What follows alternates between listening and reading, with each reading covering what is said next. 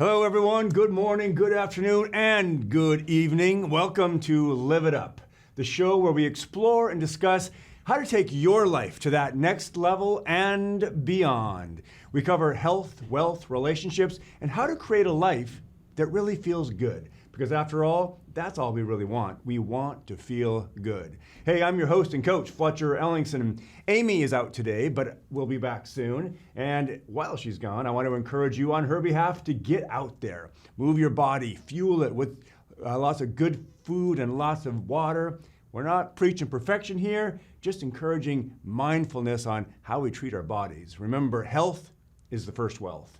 Hey, today on the show, we're going to be visiting with Woody Lotz, who is the executive director of the Numerica Performing Arts Center in Wenatchee. I was introduced to Woody just a few weeks ago when I attended a performance at the PAC. I went and saw Pink Martini, which was fantastic. And I said I was introduced to him. Actually, he introduced himself to us, to the audience. And I actually haven't even sat down to talk with him yet. So on this show, we'll be talking with him. He is a producer of live theater, festivals, concerts, other cultural events, and Woody's served as a tour manager for Seattle's Book It Repertory Theater and as the producer for Driftwood Players Theater and Phoenix Theater in Edmonds. He studied arts leadership at Seattle University, and in addition to his arts leadership work, he has a varied career which has included numerous professional acting credits, a stint coordinating a drama program at a school in Peru, which I'm curious to find out more about. He speaks English and Spanish, and he looks forward to opportunities to bring that diversity to the Wenatchee stage. He'll be joining us in just a few minutes. Hey, but before we go any further, I would like to remind you that if you have questions that you would like us to answer on or off the air, you can email those directly to me at fletcher@fletcherellingson.com. A reminder, you don't need to suffer, and you don't need to try to figure it out all on your own. There are answers and solutions and ways to get unstuck and move forward powerfully. And you can also visit me at my website. I really encourage you to visit me at my website, fletcherellingson.com. I've got all sorts of free resources there to check out. You can get a free copy of my ebook. You can take that happiness quiz and kind of get a bird's eye view of how your life is going. And I'll personally send you feedback on the results. Or you can listen to some of my podcasts there. It's a great way to stay in the personal development conversation. And if you've heard me before, you know that I think this conversation about evolving our thinking in order to produce new results in our life, well, it's the most important conversation I think there is, and it's certainly an exciting one. Hey, I usually answer emails during this first segment, but today we're going to skip that part because I really want to carve out some extra time with our guest. So we're going to take a quick commercial break, but then we're going to be back to talk with Mr. Woody Lotz. Stay with us.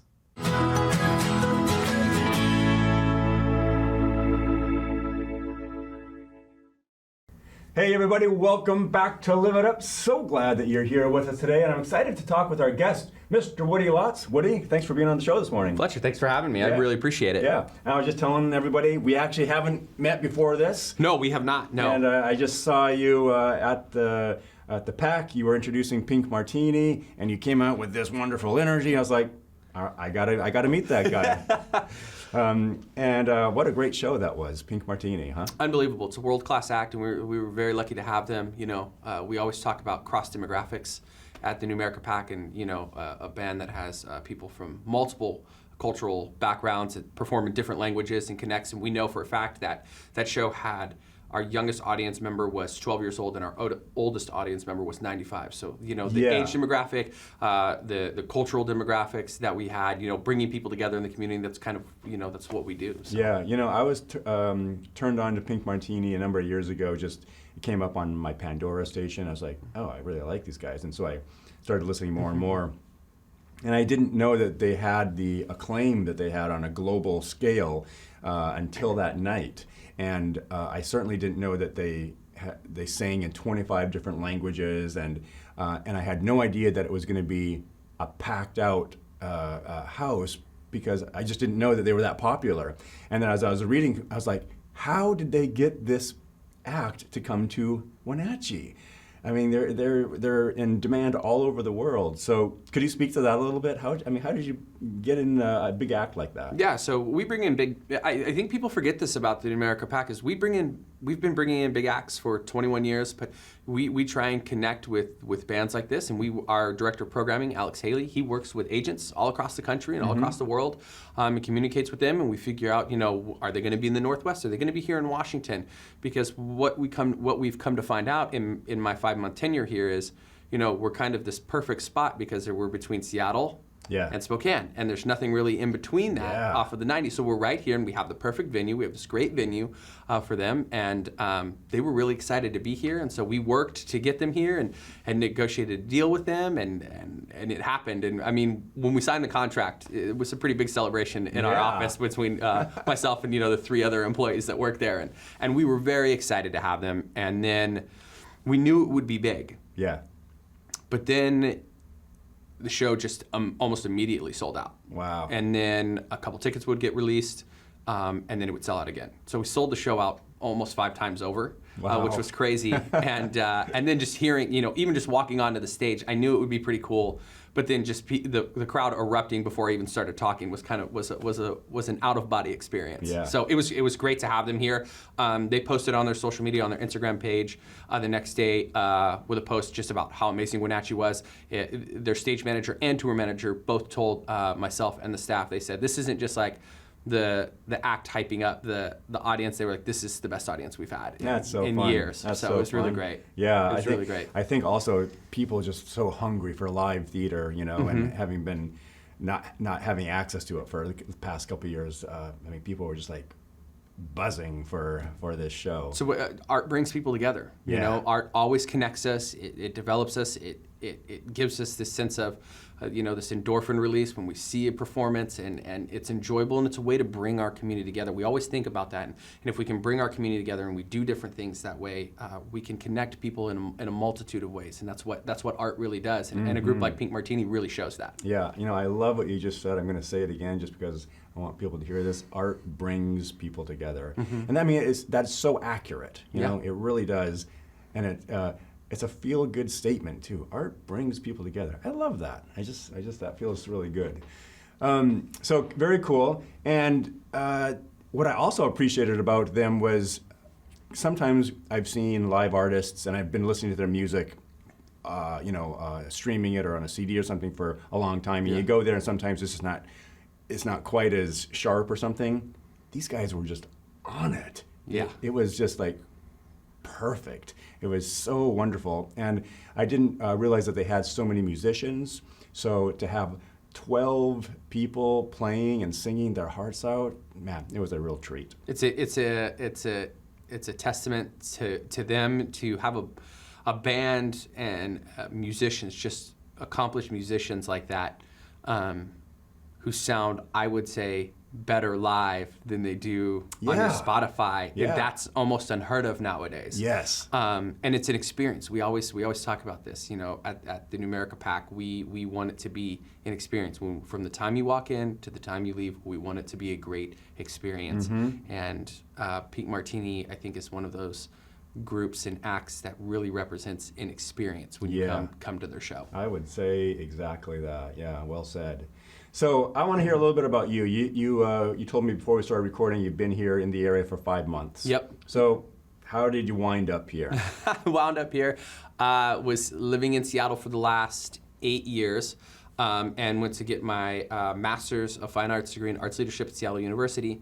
And it just so happened that a person that I became really good friends with in my cohort that I graduated with, her name is Rachel Perry, and she's actually a Wenatchee native, and she's the executive director of the Auburn Symphony, and she actually sent me the job when it got posted. And she was like, hey, I think you'd be a really good fit for the community I grew up in. I think you'd be just the right kind of way to usher in opening up the pack again and getting people excited about art. And so I applied and went through a rigorous 9-person selection committee. I had to do a meet and greet with multiple community members in July, and then got the call from my board president, Mike Salmon, that they wanted to offer me the job. And so I got the job offer, I think, on July 26th, and I was moved into Wenatchee on August 22nd. So it was a pretty quick turnaround. Right It was a on. pretty quick turnaround. That's good. That's good.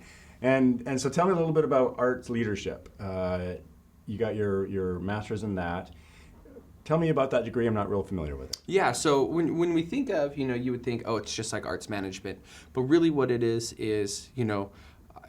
yes, you're managing budgets and things like that, but you're also leading an organization. You're championing not only the voices of your community, but you should be championing the voices of your staff. And luckily I have a great staff, very hardworking people.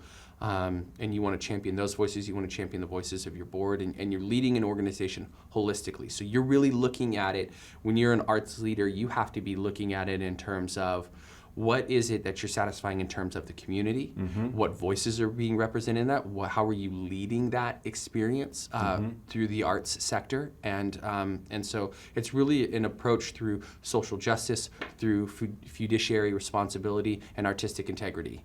It's kind of cross-disciplined that way. I love that. Yeah, it's great. You articulated that really well. I didn't think about the social justice piece. That's really cool. We have to think about, in art, we have to think about how art should represent everyone, right? We're connecting people. Art brings people together, but that means everybody in your community, and that takes time. That takes work, and this isn't. It's never a sprint for an arts organization. It's a marathon, and it takes time to develop those and put them in place and make connections and understand how that's developed through the artistic process. You know what I just got present to while you were talking about that was that I think a lot of people, when they think about arts, I think there's a lot of people think about like it's there to entertain me, or they're considering the entertainment value. What you just articulated went much beyond that. I mean, you're talking about an experience that really enriches lives. When you brought in the social justice piece, I was like, oh yeah, of course. While it's entertaining, it is thought-provoking. There's a connection there on a deep emotional level. So I love the way you said that, and thank you for sharing that, because I think oftentimes we're like, hey, well, what can we just be entertained with for a couple hours, right? But artists always have something to say, right? As an artist, there's always something to be said. There's always different. I'll highlight the fact of when Peak Martini talked about their song about I Don't Want to Work, right? Yes. It was just a fun song that they wrote but it was so much deeper than that for the people in France who were on a work strike and really fighting for social justice and the change in their pay and how they were treated as union workers. Yeah. So, when we think about that, we create a piece of art and it's so much more than that and what it has to say and things like that. So sometimes it's a great way. Yes, it is to entertain us, absolutely, but it also has another piece for the social justice issues around our society. Yeah, really good.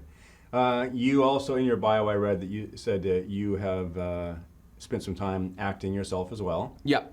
What are some of your more memorable roles or productions that you've been involved Different with? life, but I would say, I was fortunate enough I got to be on the TV show Z Nation that filmed out in Spokane just for a day, and got to be on TV, so that was pretty cool for my parents and my family and my friends in my hometown to see. And then acting-wise, I got to play a multitude of parts, but one great part, I did a show called Over the River and Through the Woods, which was, for me as an actor, was great because I played the grandson of two sets of grandparents who lived in New Jersey, and he was talking about moving across the country, and it was just kind of their experience in dealing with that and familial issues. But each set of grandparents, they were very well-seasoned actors and had been around for a long time. And so that was great because I got to learn a lot from them. Cool. And really develop my skills in terms of how to create a beat and work a scene and small moments within the scene, because I had individual scenes with each one of them and then scenes with all four of them at the same time. So it was really great to be able to work with people like that. So I would say that's probably one of the most memorable parts I've ever had. And where was that? That was in Edmonds. That was Okay. it. That was at the Phoenix Theater, and it was really cool. And that's not a musical, is it? No. Okay. No, I don't do musicals. Okay. I can't sing nor dance, so no one wants to see that. No one needs to see that. All right, cool. And are you not dabbling, but are you involved with any live theater yourself these days, or performing? Yeah. No. Okay. Nope. That is for people who are much more talented than I am, and I have a firm belief in championing artists and representing artists and producers in the right way, and kind of helping that balance be understood. Right on. Good. Well, hey, we're going to take a quick break, but we have lots more to talk about with Woody Lot, so stay with us.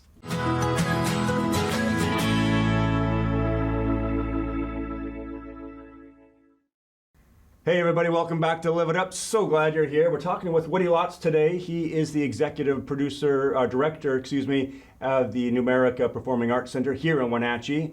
And let's get back into the interview. I got a couple more questions for you. First of all, what's coming up for the PAC? We have a multitude of things. I would say it's probably one of our biggest seasons ever. But March 3rd, we have Colin Mockery. You would know his name from Whose Line Is It Anyway? Yep. He's coming in with a master hypnotist, and they will actually hypnotize people from the audience. And Colin will do improv with them. And then our Cold Winter Nights comedy series, we have internationally known comedian Kyle Kinane coming on March 11th and 12th. And then on March 10th, we have a show about a secret recording session between Presley, Perkins, and Cash called One Night in Memphis on March 10th, which is a great show. Then on March 26th, we have Jay Jernin coming. And then on April 9th, we have, if you listen to NPR, their number one hit show, Wait, Wait, Don't Tell Me, features amazing comedian Paula Poundstone. Paula is coming to the Numerica Performing Arts Center on April 9th. And then we have our Apple Blossom Musical, which is we partner with Music Theater of Wenatchee, and we're doing The Wizard of Oz this year. Oh, cool. Tickets go on sale for Numerica PAC members and Music Theater Wenatchee members on February 21st. So don't forget to get your tickets. Become a member of one or both organizations. We do great work. And that'll be May 4th through the 14th. Then we're partnering with Full Circle Theater at the end of May to do Blythe Spirit, which will be a 120-person seat show on our stage. And then, we're also the home to the Wenatchee Valley Symphony and Orchestra. We're also home to Fabulous Feet and their performances on June 11th and 12th. And then on June 6th, we have Modern English, the band Modern English, and they sing the song, I'll Stop the World and Melt With You. So that's kind of one of the big ones. So we've got a pretty big lineup coming here. Wow. I'm impressed that you just were able to rattle that off. no cheat sheet or anything. Nope, that is part of my job. That is definitely part of my job, to know what we're doing when we're doing it and what it takes to get it done. Yeah, that's great. So let's talk a little bit about what it takes to get it done. Because I was just talking to you during the commercial break, like there must be a lot of money required to fund a year's worth of productions. Absolutely. And is that all? I can't imagine it's all coming through ticket sales. Can you address that? No, absolutely, of course. So a lot of people forget or don't know that the Numerica Performing Arts Center is a 501c3 nonprofit organization. And so, and people go, well, how can you be a business and a nonprofit? Well, nonprofits are businesses as well. It still takes money to run them. It still takes accounting to take care of that. Mm-hmm. So when you look at it as a nonprofit, you want to be about, 30% is your revenue, it's your ticket sales and things like that. And 70% for an organization like us, it takes sponsors to help sponsor shows to bring these acts in. Mm-hmm. It takes members, our memberships. So if you're not a member of the Numerica Performing Arts Center, I would highly encourage you to be. You get access to early tickets and various things like that. And we're going to be developing that program throughout my tenure here to really make it beneficial. But that's a great way to support the Numerica Performing Arts Center. And another way is to be a donor. To donate. It takes all kinds of people and all kinds of members of our community to provide donations and look at, it takes time to, put new lights in. It takes time to put new curtains in, to keep the facility going. That all takes donations and members and sponsors, and that's really where your money goes to when you donate to the Numerica Performing Arts Center, to keep people coming together for the arts. So it's a lot of different stuff and a lot of moving parts that goes through our business. Right. So I heard you say about 30% of the funding comes from ticket sales. Yeah. And the rest from all that stuff you just mentioned. You raise money. It's a three-prong kind of system with our memberships, our sponsorships for shows, and then just donations. Got it. And if you're a member, I'm asking for myself. Yeah. If you're a member, are you buying? Does that mean you're buying a certain number of tickets to a certain number of shows per year? No, that would be right now. Members are just getting access to tickets for a week before they go on sale at this moment in time. And then what we'll do is the season goes along, as we're developing ideas, maybe a flex pass for next year, where you can pick out the like 4 shows you want to go to if you don't want to go to all the shows instead of a season. Because you buy season tickets, you go, well, this is 12 shows. I can't make all of these shows. Yeah, exactly. But you go, but I want to go to 4 of them. We'll get you a flex pass that you can pick the 4 shows you want to go to. I love it. And things like that. That I think those are new ideas that we're trying to develop and really figure this out. We're only a staff of 4 people. With a strong board presence behind us and community support behind us. But becoming a member, and our memberships range from $50 to $5,000. So it's just it's a wide array of what people would like to do. Yeah. So 2 things. Number one, I love that kind of that flex pass idea because my wife and I used to buy season tickets at the Seattle Repertoire Theater. Right. Yeah. And they had offered something like that, which was really cool. But also the other thing that I wanted to point out that I heard you say is you can become a member. There's a wide way of supporting the PAC, right? $50 up to $5,000. So it makes it very accessible for anyone to. We want it to be as accessible as possible for Yeah. everyone. Yeah. Right. Monetary compensation should not ever limit people from trying to come to a show here. And if that's happening, email us, talk to us. We're always trying to figure out new and innovative ways to get people in our door to activate our space through different stuff, and keep it going in a multitude of ways. Yeah, I love that. I just want to give a plug for this because I want to endorse this program and encourage, if you haven't, consider being a donor. Consider becoming a member of the Numerica Performing Arts Center. What they're doing is fabulous. I just love that you guys are bringing such quality acts. So if you can, do it. At least consider it, and then get an action around it. And I'm going to too. So I'm committed to that because I love what you guys are doing. The fact that you brought Pink Martini just kind of like, it was a big deal for me. And so I'm ready to get more involved with this as well. So glad that We you're appreciate it. talking Thank about you. this. Yeah, no, it's great, and I think that having an anchor like Pink Martini really shows people what we can do and how we can connect people. And I told people when I started, I said it's a new dawn, it's a new day here. Get off the tracks because the train's coming through. And I think Pink Martini really helped show that. And we're partnering with local organizations like Cafe. And Executive Director Alma Chacon to really represent our Spanish-speaking community, and it's just a small step. I mean, it's not a huge step, but it's a step, right, in the right direction of connecting with another demographic in our area and an underserved demographic in that way. Awesome. Just have one more quick question. We just have a minute. Sure. If somebody had an idea and had an idea for a performance, is there ever space available in the year, or is it are you booked up? So we usually book about a year in advance and things like that. But if there's an artist you want to see, email it at info@numericapac.org. If you attended Pink Martini or our comedy show with Andrew Orlfo, we actually sent you you probably got an email with a survey to take. And at the bottom of that survey, it says comments. Tell us, if there's an act that you want to see, you probably aren't the only one who wants to see that act. That it gives us ideas. It helps us out, a little bit in going. We don't know what the community wants to see until you tell us, and that's the stuff that we can do. Cool.